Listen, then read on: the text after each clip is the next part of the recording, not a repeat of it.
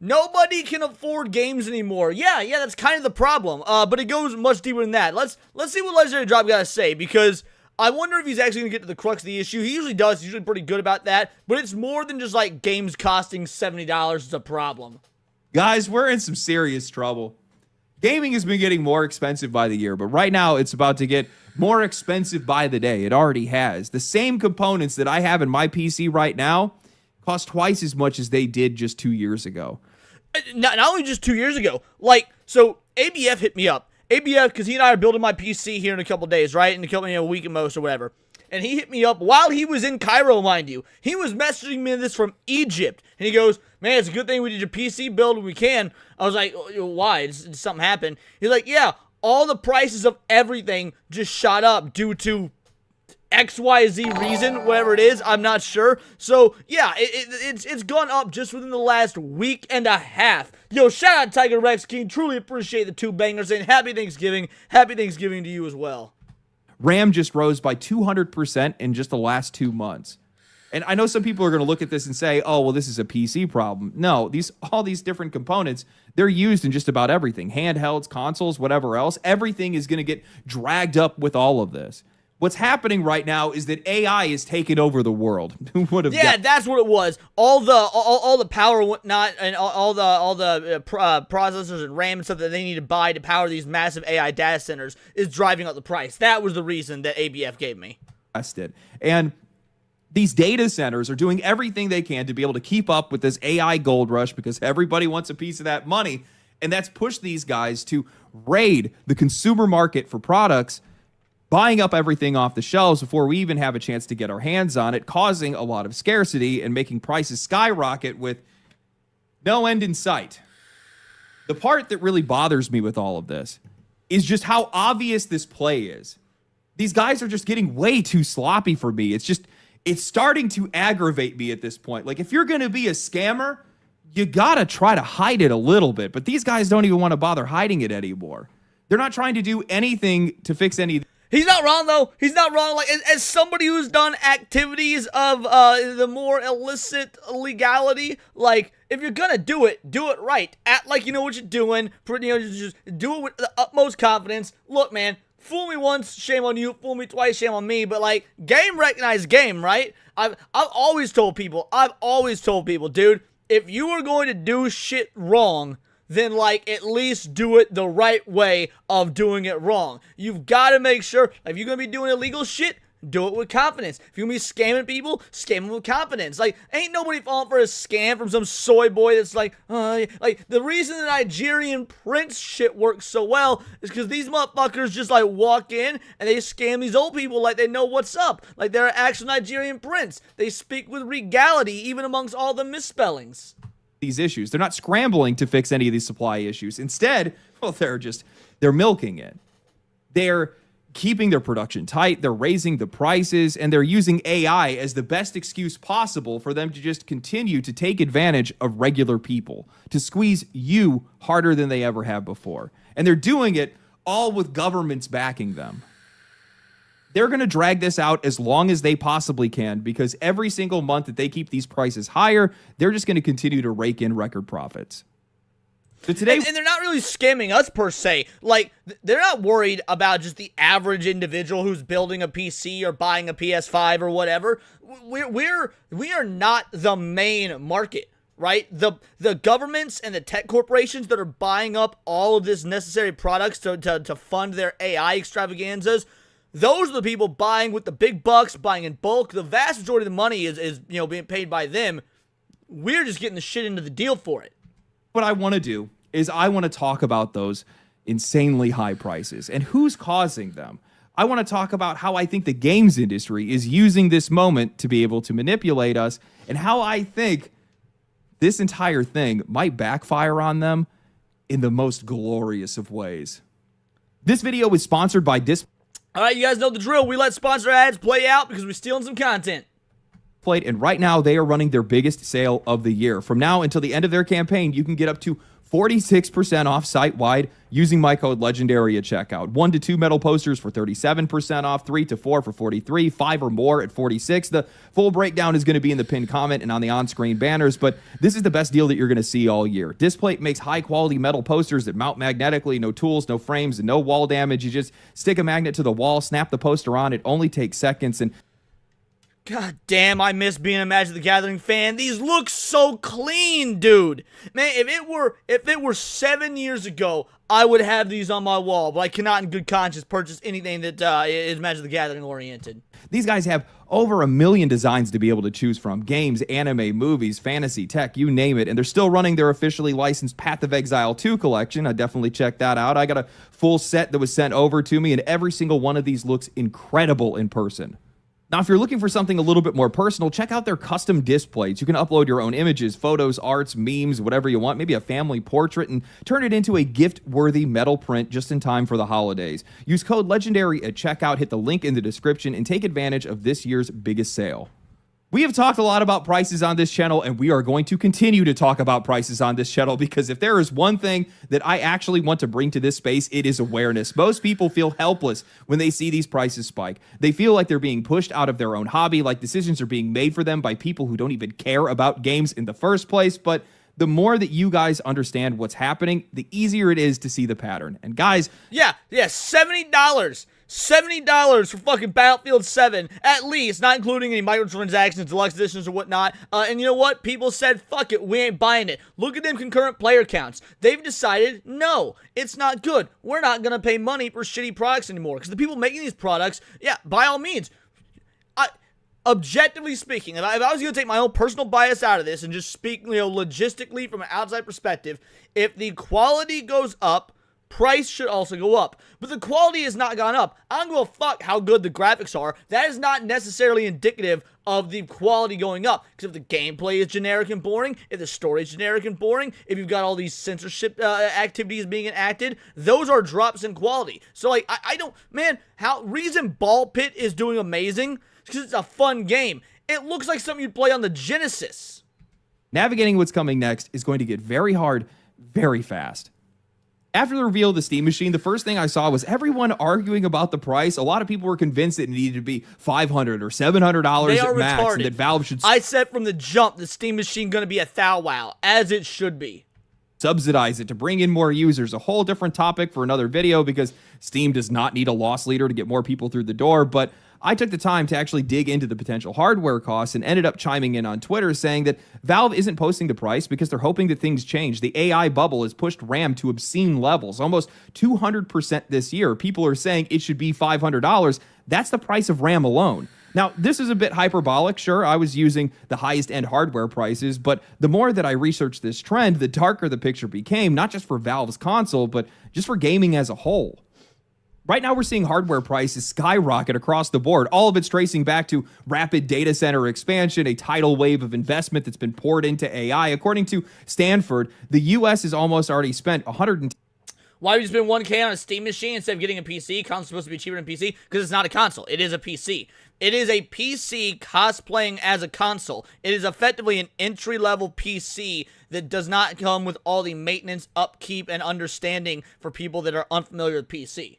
So you're not buying. The Steam Machine isn't a console. It is a PC.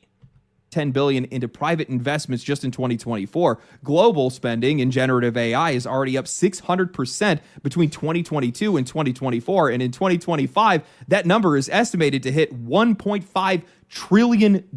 With that kind of money flying around, AI firms are expanding their data centers and buying up existing hardware at a pace that consumers simply cannot compete with. That demand alone is enough to be able to drive these prices through the roof, and that's before you even factor in scarcity.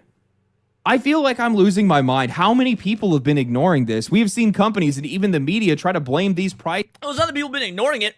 Is that what can we do about it? Like in all reality, what can be done about it? You can acknowledge a problem without having a solution to said problem. Like, I mean, the idea that people are ignoring it, I feel like a lot of people have talked about this. I've talked about it for ages. There's a reason why I'm only just now finally upgrading my PC, and it's because over the last couple of years, just haven't been able to afford to do so.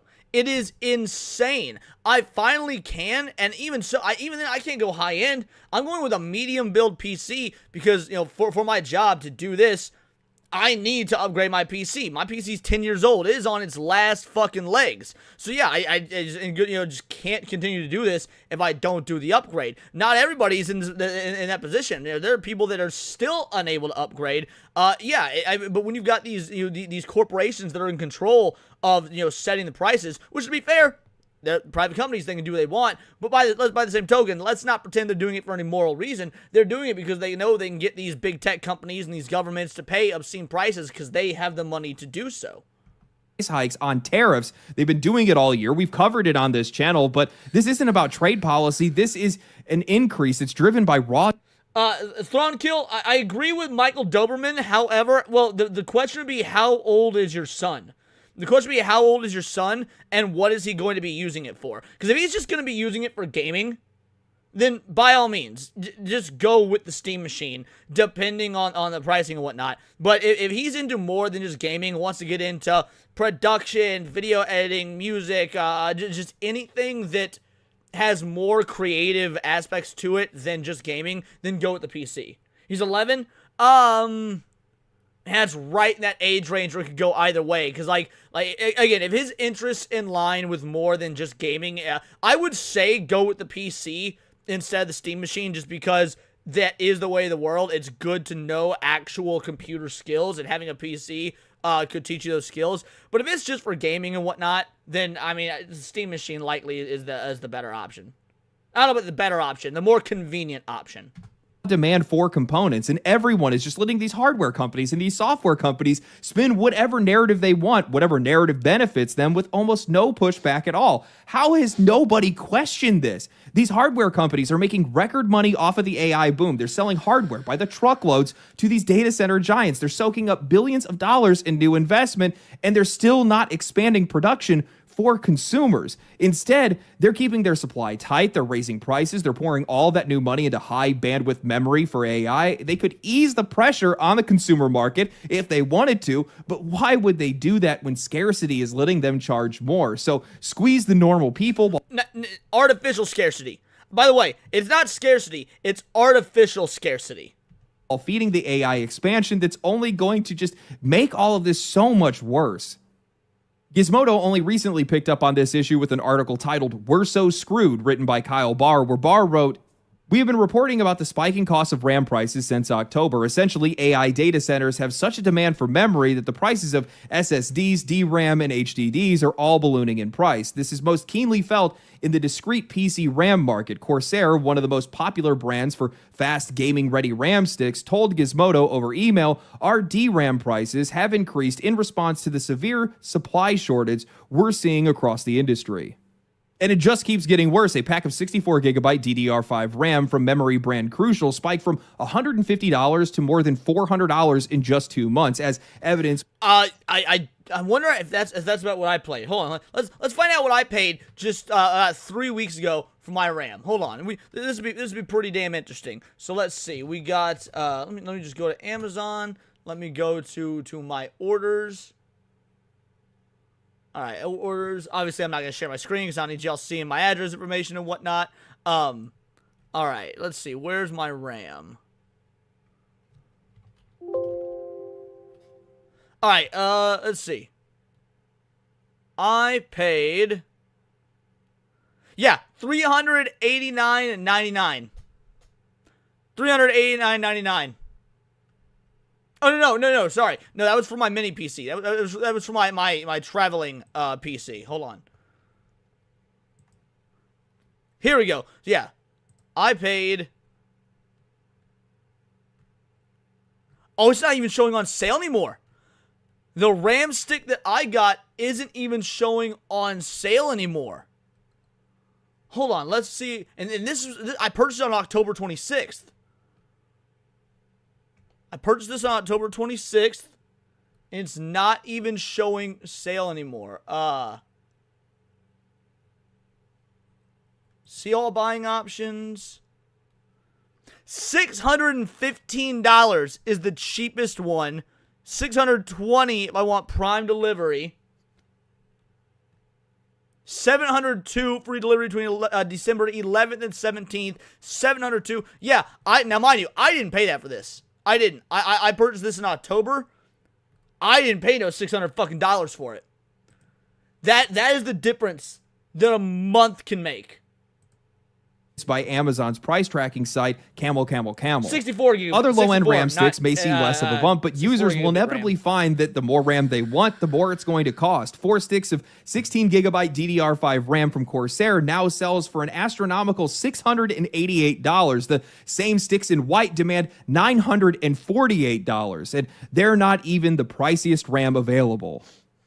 Guys, I want you to know that this is nothing like the crypto boom that we saw just a few years ago, where GPU prices were driven by a hype cycle that eventually died. AI is far more of a tangible technology. It is going to keep expanding, it's going to keep improving, and it's going to keep getting massive support from governments and corporations worldwide. Yes, there is a bubble forming, something similar to the dot-com era, where only a few players are actually going to end up owning the market. But even when that burst happens, the winners are just going to buy up the losers' data centers, and they're just going to continue to grow. Even if the expansion slows, that's still not going to fix anything for us. Keep in mind, after the crypto crash, GPU prices never really went back to normal. So hardware prices might come down eventually, sure, but they're never going to go back to what we used to pay. And this is not something that's just going to be limited to memory or GPUs. It's going to stretch across every piece of computer hardware, gaming PCs, handhelds, consoles, phones, everything. It makes getting into the hobby, upgrading your setup, or even just replacing something that breaks insanely expensive for everyday people. And I think that's I mean, this might answer your question, whoever was asking about buying their child a PC. exactly what these companies want right now. They want to squeeze customers harder than they ever have while raking in all of this investment and government backing, all to feed these. Well, no. So Divine Duckworth says people should have learned from the supply chain panics, the pandemic era. That's different. Like, the supply chain panics weren't artificial, or at least not to my knowledge. There was disruptions in the supply chain because of the pandemic. You're correct. This is artificial scarcity. The scarcity, at least, again, based on everything I know, isn't real.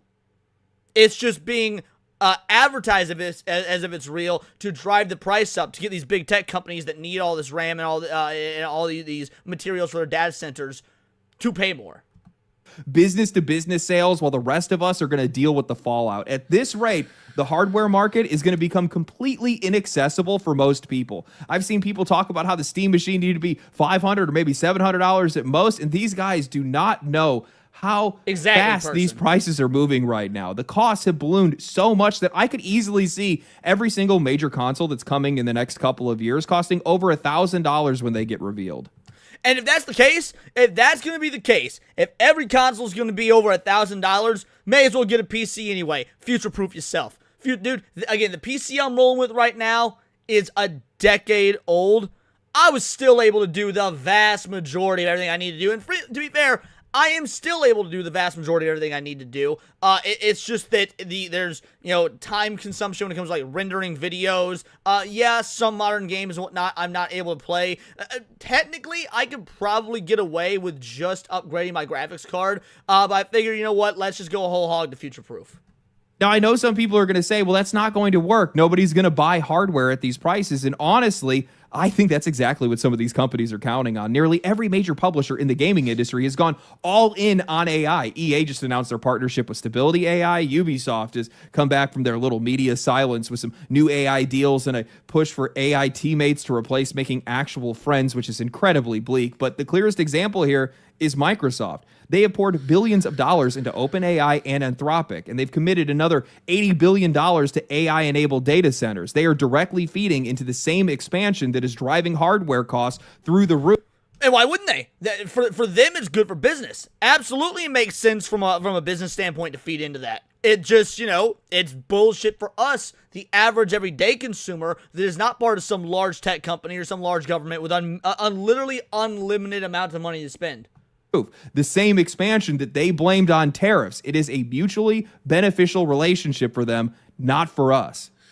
Guys, this is the oldest trick in the corporate playbook. Create a problem and then sell the solution. If people can't afford gaming hardware anymore, well, that becomes the perfect opening to be able to push cloud gaming, where you don't need to have a console or a PC, just a screen and a subscription. I talked about this in my video, This is the Last Warning, where I argued that Microsoft was pushing prices higher on purpose to be able to funnel players into cloud services where they already have been testing ads inside of their games. LD, you're crazy to think that. You're crazy to think that this is all connected. Guys, I do not think you understand how big the gaming industry actually is, okay? The U.S. I don't know how people can not understand how big the gaming industry is. Again, when it comes to entertainment industries, and entertainment is the largest cultural export in America. But let's leave America out of this for a moment. Entertainment in general, the video game industry is the largest legal entertainment industry in the world. And I know I say that a lot, and I say that a lot to really drive it into people's heads. Like, yes, we're dealing with the largest entertainment industry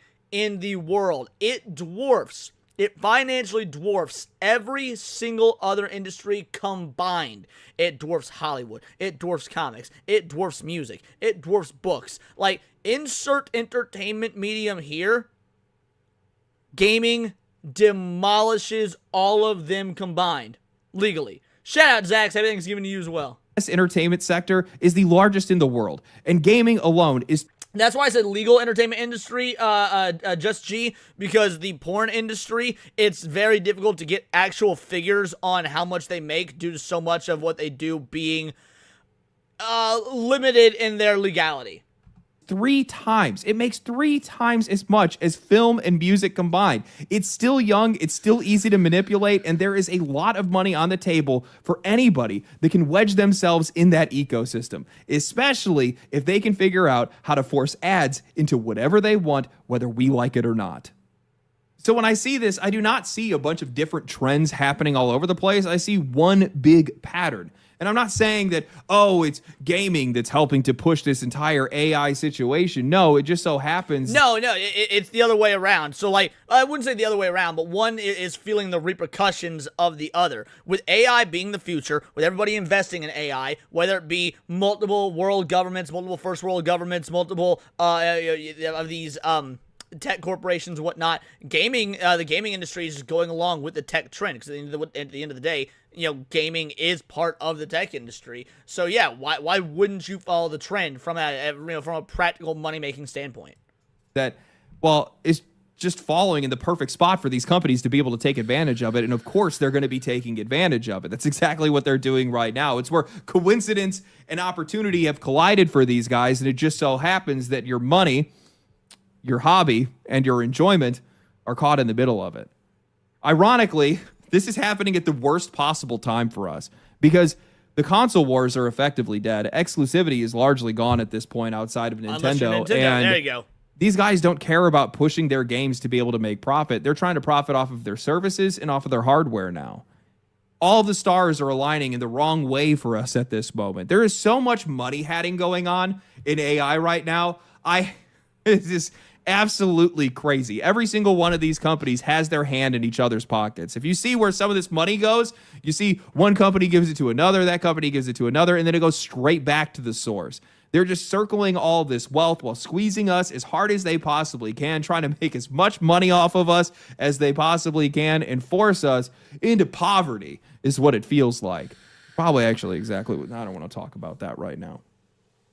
I mean, NVIDIA and Microsoft are the biggest perpetrators here, and both of these guys have cloud gaming services. They have no problem with hardware prices spiking and people not being able to get into higher end hardware.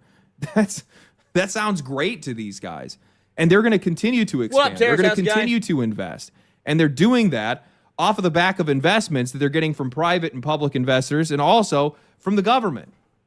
And that's the big one, the government. If you can get the government to invest in you, little guy like us don't matter. They will ruin the economy. They will print money like it's going out of style to further these investments. It absolutely destroys everything that we as just a regular individual have access to. But it doesn't matter, because they likely don't want us to have access to it anyway. It's insane. These guys effectively have price control over the hardware industry because, well, they can just order them out of stock. Well, right now, this is limited to higher-end hardware. It's going to trickle down to lower-end hardware. I've seen some people talk about, well, I'll just buy DDR4. It's cheaper. You're not the only one thinking that.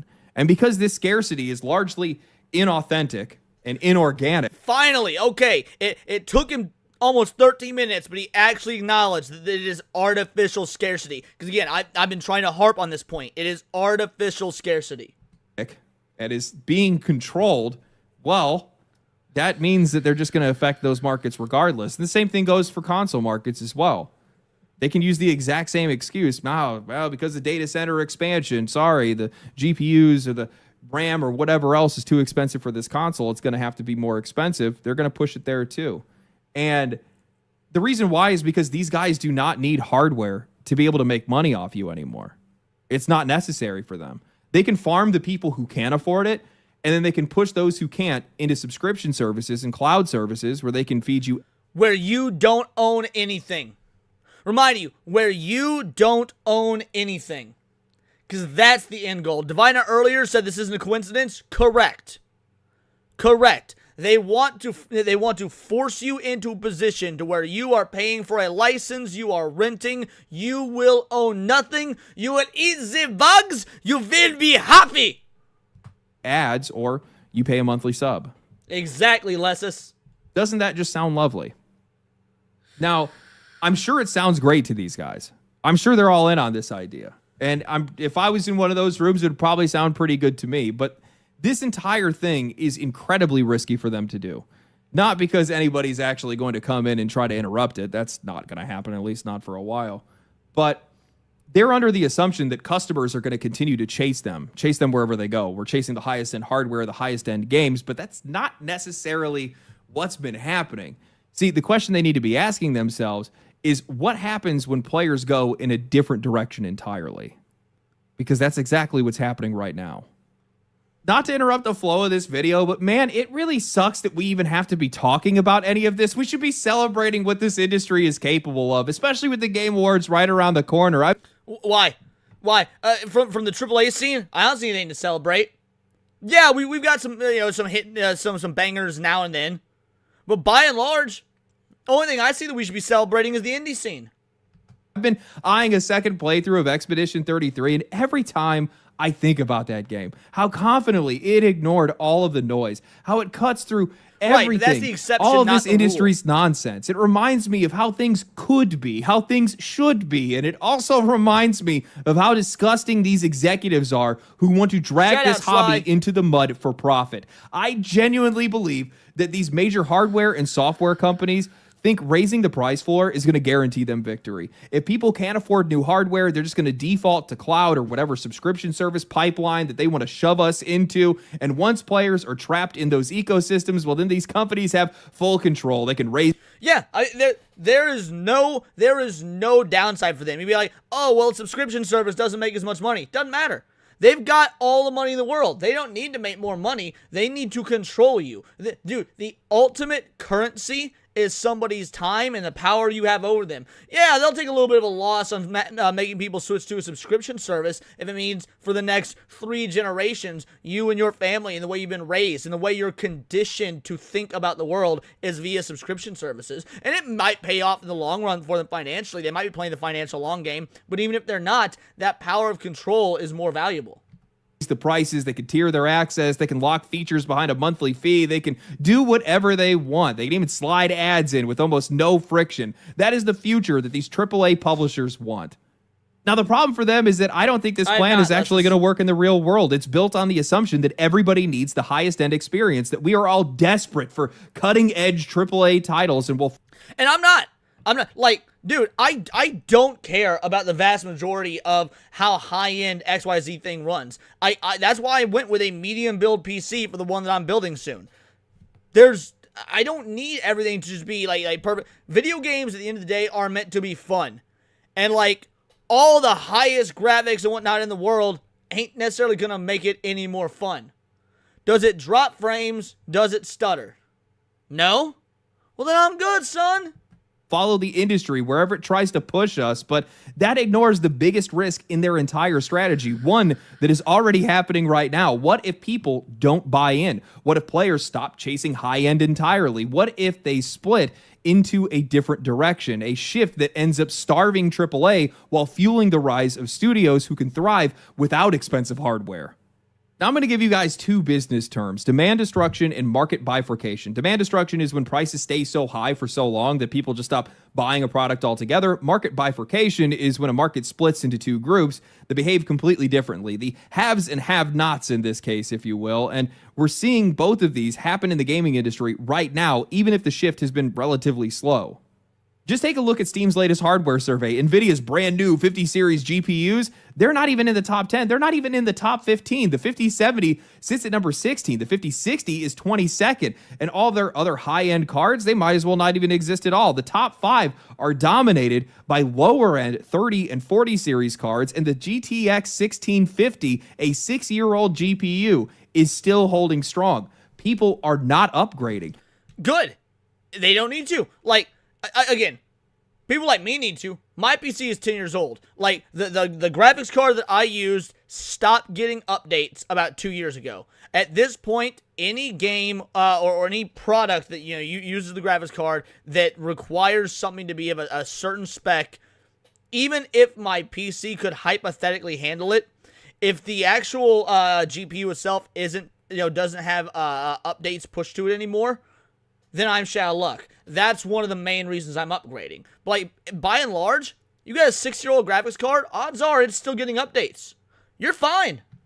And when they do, they're choosing the cheapest, most sensible option they can, either because of the cost or because they don't see any reason to chase higher-end hardware anymore. I think that this industry has completely misread this. I think that they're looking at these numbers and assuming that people want the highest-end hardware but simply can't afford it. But that doesn't really track with reality. The Switch 2 broke US console sales records by selling over 2.4 million units in only 3 months. And nobody believes that that's cutting-edge hardware. People bought it because they wanted the games, not the specs. Correct. And beyond that, and these companies keep making this argument, and a lot of the folks on SNH don't seem to realize that. And don't get me wrong, I love my homies over there at SNH. However, I think that because they're so intrinsically involved in the gaming scene, that oftentimes they forget about the casuals. And let's be real, you can't have the largest entertainment industry in the world, financially speaking, if it's only catering to the niche of the hardcore.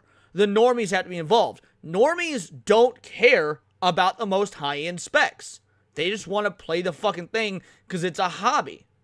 Operating under the idea that players want to upgrade just to be able to play the latest AAA releases. But why would anybody want to do that anymore? Why would we want to spend thousands of dollars on a new rig or a console when these games come out broken day one? Borderlands 4 is still a performance nightmare, with the developers issuing apology after apology. Monster Hunter Wilds tanked all of its momentum and its reputation because it couldn't run properly either. These are two of the biggest AAA releases this year, and both of them are defined by the same problems. There has been a sharp decline in sales across the board for AAA because people just aren't impressed anymore. Well, to be fair, you say remember buying a brand new Nintendo 64 for $200, happy times. Well, let's do some adjustment for inflation. So, inflation calculator. Let's see, you got, what do you use, 96? When did it come out, 96 or 94? First of all, when did the N64 come out? I don't remember if it was 96 or 94. Oh, yeah, so it's not 96, so inflation calculator. Let's do January of 96 to September 25. $200. That's about $420 a day. So, like, I get what you're saying. And even so, consoles were lower back then comparatively to today. But you still gotta adjust for inflation. And that's the part that these companies don't really seem to understand, is that when your games don't justify the hardware stops selling. When the hardware stops selling, the high-end market freezes, and AAA is going to be the first thing to suffocate. What I think is happening right now, and it's only going to get worse for the AAA industry, is that with these rising hardware prices, Shout out Golden Apples for up 5 bangers. I'm going to keep using my rig, a 7900 XT and a 7800 X3D for years to come. Going to ride that bike till the wheels fall off. Shout out. That is exactly what you should do. Exactly what you should do. Could not agree more. Thank you for the especially five if they banger. bleed into the next generation of consoles, it's going to effectively put a stop to high-end gaming entirely. They are building a price wall that people cannot climb. And in doing so, they're going to destroy their own demand. Players do not trust AAA enough to be able to justify a $70 game, let alone a $1,000 console or a $4,000 PC upgrade. And if they're not buying the hardware or the games, well, why would we? Bro, a $4,000 PC upgrade is insane. I shivered at my PC upgrade being $2,000. Now, granted, $2,400, but like, as y'all know, I splurged on a really nice case. I was like, you know what? I'm gonna do this one thing for me. But by and large, like, yeah, it like $2,000, $2,400. But again, I could have done it for about $2,000 if not for the case. And even then, I was like, God, this feels dirty. It feels so dirty. People do 4K? Fuck that. Be interested in the services that are tied to them. What is the point of cloud gaming or subscriptions if the games on those services aren't worth our time? All that I think is actually going to happen is that this market is going to split. They're going to accidentally fuel the rise of AAA even further, which honestly is this industry in its purest form. Smaller teams, lower budgets, higher creativity, more original ideas, and no need to chase higher-end hardware. These games are targeting mid-range or even older That's systems true. It's for by work. design. It's all tax And write-off. when you look at what people are actually playing this year, Expedition 33, Kingdom Come Deliverance 2, Escape from Duck-Off, Mega Bonk, Ball Pit, even Stellar Blade and Arc Raiders don't need a 5090 to run well. People can get everything they want without buying any of this that's what I'm high-end doing, hardware at Vina. all. The funny thing is, when you zoom out on all this, there really is only two futures that are ahead of us right now. One is the one that the corporations want, and the one is the one, well, players are actually moving towards right now. The corporate one is pretty obvious: expensive hardware that nobody can buy. Cloud gaming is the affordable alternative. Subscriptions stacked on top of subscriptions. Ads baked straight into the experience. A world where every part of gaming is metered, tracked, monetized, and controlled. That is the endpoint that these guys have been building towards for years. Because in that future, they own everything, we own nothing. But there's been another future that's been In that future? What do you mean in that future? That is the present. That's where we're currently at.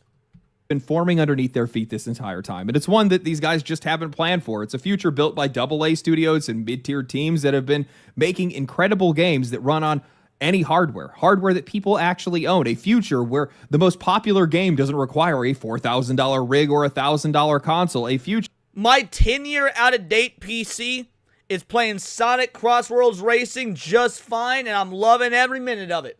I'm playing, dude, when it comes to indies, I've never ran across an indie game I can't play. Not one time. And when it comes to the very few, like, I wouldn't call Sonic Racing Crossworlds a AAA game. I'd say it's more of a AA game, but even so, the point is, the games I want to play that are from these big famous studios aren't these massive, PC juggernauts anyway. Where creativity outperforms What up, fidelity, Brad where Monkey? studios that are willing to take a risk end up defining the industry more than the ones that are burning $500 million on another forgettable game. And I really think that this entire thing should terrify these AAA publishers. They should not be trying to lean into it. If these players stop upgrading, if they stop buying into high end, then AAA is the one that becomes an endangered species. The budgets stop making sense, the audiences shrink, Fuck AAA. and the only people that are going to be left thriving are the teams that never needed cutting edge hardware to begin with. Because at the end of the day, we're the ones that decide where this industry goes. And if the industry starts building a future that we don't want, well, we simply just walk away. I have a strong feeling that outside of Grand Theft Auto Make sure you 6, join the if it actually Discord, Frag releases, Monkey. next year is probably going to play out just the same as this year. There's just not going to be a lot of winners in AAA. I mean, more than half of the nominees for Game of the Year this year were all independent or indie studios. And that's not just, these are just for the awards. No, these are also some of the most beloved games by players and also some of the highest selling games that we've seen all year. And that's going to leave these guys with not a lot of other options. I know some people are probably going to say, then they'll just start making AA games themselves. They'll just stuff these services with AA and they'll stuff them with indie games, but that really doesn't make a lot of sense. What is the point of your subscription service or your cloud service if, one, I have the hardware, so I can play those games regardless anyway, and two, those games are cheap to begin with. Why would I want to pay $30 a month plus to be able to play games that I could buy for $15 to $5 in some cases? Doesn't make any sense. I mean, Game Pass, I know right now is about $30. I can guarantee you it's probably going to climb to $35 or even $45 next year. I was going to say 45. I would not be surprised that by the end of 2026, Game Pass is $45. Mark my words. Who knows how that's going to go. And that's more than most people spend on video games in a month. It just doesn't make any sense. Nobody needs it. I don't need it. I can tell you that right now. This is an incredibly dangerous path for the games industry to be following right now. And it's also something that they really shouldn't be supporting. I just don't see a lot of movement in hardware. And helping to push those prices even higher, you're going to starve yourself. Because I just don't see a lot of people that are chasing some of these new releases. Sure, we've seen some movement, we've seen some buzz, but I don't know if you guys have noticed this. With a lot of these AAA games, the minute that they come out, the hype around them dies like that. You just stop. What is the most memorable actual AAA game from 2025? Anyone in chat right now, what is a AAA game from 2025 that is held strong? Can't say Helldivers, that's AA. Can't say Expedition 33, that's ending. That's indie. Maybe Battlefield 7? Or Battlefield 6, I mean. But even Battlefield 6, like, I know people are still playing it, but is anyone really still talking about it? Battlefield 6 might be the best. Nah, Stellar Blade's AA. Stellar Blade not even AAA. Stellar Blade is AA. Also, that was last year. That's not 2025. That was 2024. Doom the Dark Ages flopped on release. Doom the Dark Ages is not a valid answer. That flopped on release. Digimon Storytime Stranger? I don't know if that's AAA or not. Let's see. Is Digimon Storytime Stranger AAA? It's not considered a AAA game in the traditional sense. It's got the quality of a AAA game, but it's not a AAA game in the traditional sense. AAA, you have to take into account like the budget and stuff, how much it costs to make. And Doom wasn't playable for 2 months after wait. I'm not saying Doom isn't fun, but it flopped. It's not being talked about. Marvel Rivals isn't AAA either, I don't think. Again, I'll check, but I don't think Marvel Rivals is AAA. Okay, Marvel Rivals is AAA. However, let's see what the player counts are like. Marvel Rivals current player count. So let's look at the charts. Let's see. Max. Nah, Marvel. Dude, it peaked in January of this year, which, by the way, Marvel Rivals actually came out last year, so even then it doesn't count, because I said in 2025. But Marvel Rivals peaked in January. Look at it now. 100,000 players concurrent. Almost 650,000 players concurrent. Also, yeah, it's free. I mean, I'm going to be real, guys. There is not a AAA game from 2025. Even if I were to grant you Marvel Rivals, that's 2024, there is not a AAA game from 2025 that's actually doing numbers. Again, maybe Battlefield 6. Maybe Battlefield 6.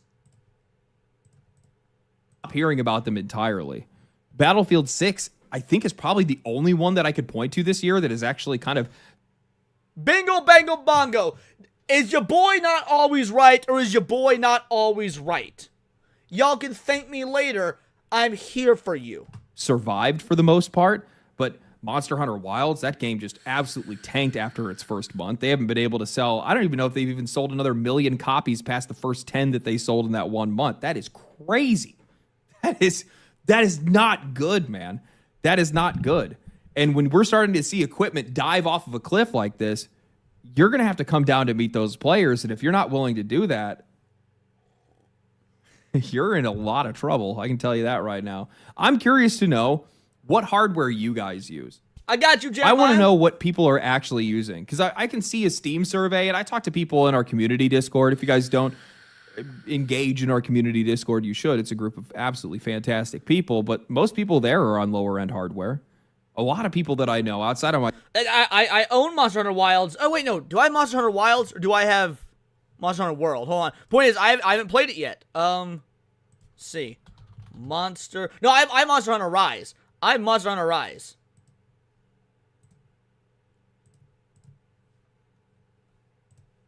Myself, the only reason why I have a rig as great as I have, or as expensive as I have, is because of all the work I do with editing and recording and all that stuff. Outside of that, I wouldn't use it. And that's the main reason I'm upgrading. If my PC was just used for games, I wouldn't be upgrading even with the weak ass graphics card I have. It's all the back-end stuff. It's rendering the videos. It's the editing. It's shit like that. That's why I'm upgrading. If I was just a gamer, if I didn't do YouTube, no, I was just a gamer, worked regular-ass job and whatnot, I would not be upgrading right now. I wouldn't get it. Are you kidding me? I'd be playing on something else entirely. I'd probably still be playing on the 2080 or 3080 that I have behind me. But, yeah, I'm really interested to see where all this stuff goes. The one thing that I find really interesting about this, if you're a AAA publisher or if you're just a bigger publisher in the games industry at all, I would be really interested to see how they feel about a company like Microsoft having the influence that they have right now, because they're making the industry incredibly uncomfortable for a lot of these other companies just as a byproduct of what they're doing on their AI side. All the investments that they're making, all the money that they're putting into all of these different data centers and things like that, the increasing of prices of hardware specifically pretty much across the board, that becomes a threat for a lot of these other companies. The AAA bubble will burst by June. I don't think it will be that soon. I agree with you, it'll burst. I don't think it'll be by June. I think the AAA bubble isn't bursting until about 2027 or so. So, I'm wondering what their perspective on this is. Anyway, hope you guys enjoyed the video. If you guys did enjoy the video, like the video, subscribe to the channel, follow me on Twitch, follow me on Kick, follow me on Twitter, and make sure you guys come back later this week. I think I have like 2 more videos that I have to do this week. This one just kind of... Yeah, good video. Absolutely agree. Yeah, throwing this in the chat for you guys. Give it a like, a sub, whatever y'all do. The industry is in such a despicable spot right now. And it's super easy to jump to like, oh, these AAA developers are awful. Oh, they make these woke games. These games suck. All that is true. But they are not the largest culprit.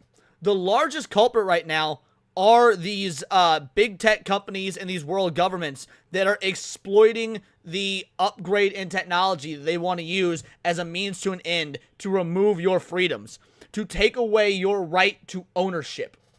And what's happening in the gaming industry is a byproduct of that, and it's a shitty byproduct of it, and absolutely we got to call it out.